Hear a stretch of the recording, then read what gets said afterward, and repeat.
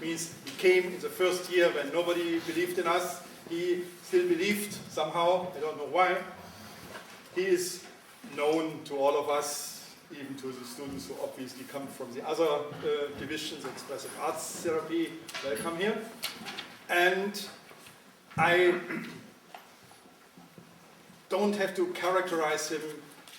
Slavoj Zizek is still in Slovenia and never in Slovenia. He's always running around in the world and inspiring people with his kind of counter-thinking, which has many sources, but the main source is he himself. So let's get Slavoj himself. Thank you very much. I hope you will not be too bored. What came out, when I tried to prepare it, it's a little bit more theoretical with less jokes, unfortunately for you, than usual. I noticed that there is one shift from previous years. In previous years, we had these mysterious courses without titles, no? I just give a course, almost a Kantian nominal thing in itself, a course as such, no title. This year, even the talks here are without a title. Okay, but if I were to give a title, the title would have been A Plea for Ethical Violence against Levinas. Let me read. Today, in our era of oversensitivity for harassment, every ethical pressure is experienced as a mask of some hidden violence of power. Such tolerant attitude of denouncing ethical violence, I think, fails to perceive how contemporary power no longer primarily relies on censorship, repression, and so on, but on unconstrained permissivity. Let me quote here Alain Badiou's thesis 14 of his, at least in my version, some people claim there are 15 theses on contemporary art.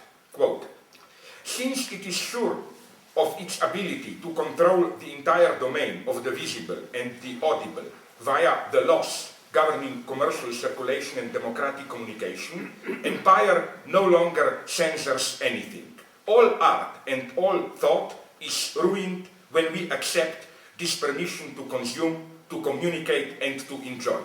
We should become pitiless censors of ourselves. End of quote. And effectively, today we seem to be at the opposite point of the ideology of the 60s. The mottos of spontaneity, creative self-expression, and so on are taken over by those in power. That is to say, the old logic of the system reproducing itself through repressing and rigidly channeling the subject's spontaneous impetuses is abandoned. Non-alienated spontaneity, self-expression, self-realization, they all serve the system, which is why pitiless self-censorship is a sine qua non of emancipatory politics. Especially, I think, in the domain of poetic art.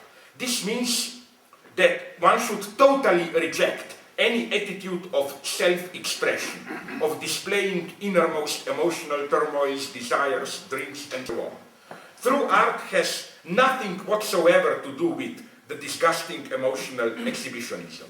Insofar as the standard notion of poetic spirit is the ability to display one's intimate turmoils, what the Soviet poet Vladimir Mayakovsky, whom I otherwise do not admire excessively, what he said about himself with regard to his turn from personal poetry to political propaganda is, I think, nonetheless a constitutive gesture of a true poet. He said simply, I had to step on the throat of my muse. If there is a thing that provokes disgust in a true poet, it is the scene when a close friend opens your heart to you, spilling out all the dirt of his so-called inner life.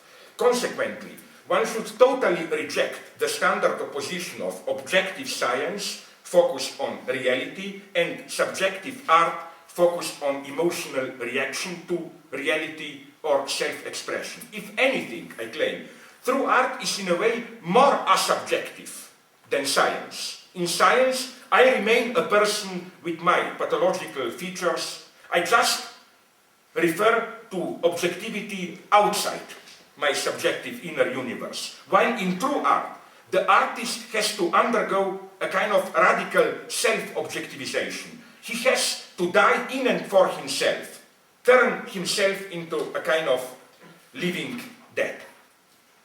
Now, can one imagine a stronger contrast to today's all-pervasive complaints about ethical violence, to the tendency to submit to criticism ethical injunctions which terrorize us allegedly with the brutal imposition of their universality?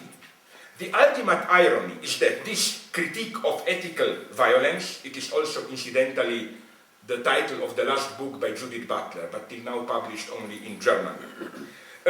This critique of ethical violence is sometimes, I think, in a totally misleading, erroneous way, even linked to Nietzsche's motive of moral norms as imposed by the weak on the strong, thwarting life assertiveness.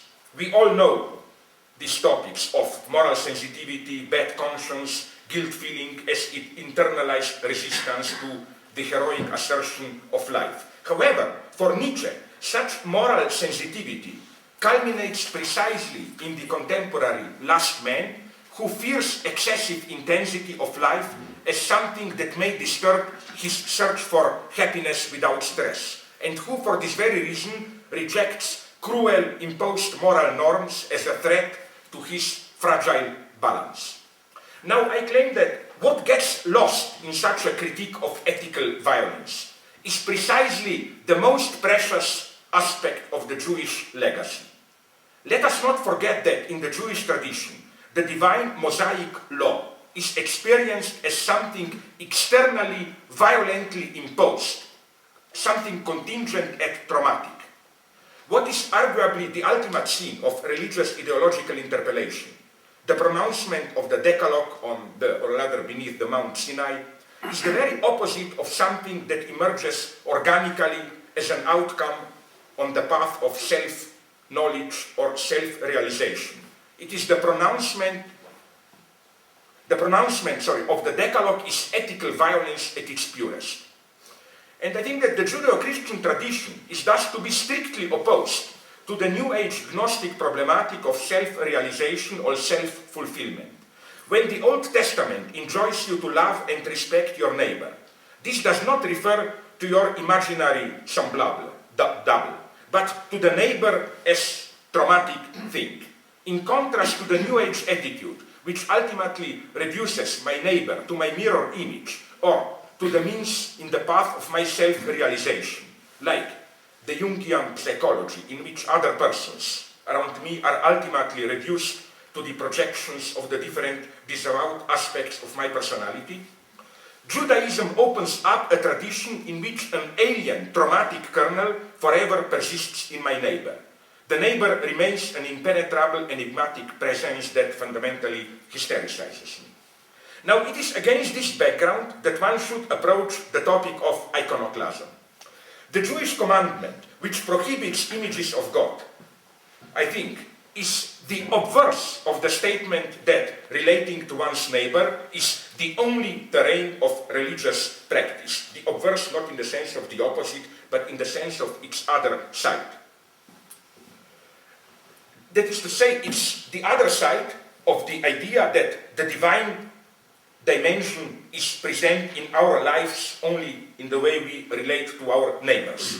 No images of God does not point towards some Gnostic experience of the divine beyond our reality, a divine which is beyond any image. On the contrary, it designates a kind of ethical hic rodus hic salta. You want to be religious? Okay, forget about God, prove it here in the works of love, in the way you relate to your neighbors. Levinas was therefore right to emphasize how, a quote from Levinas, how nothing is more opposed to a relation with the face than contact with the irrational and mystery. End of quote.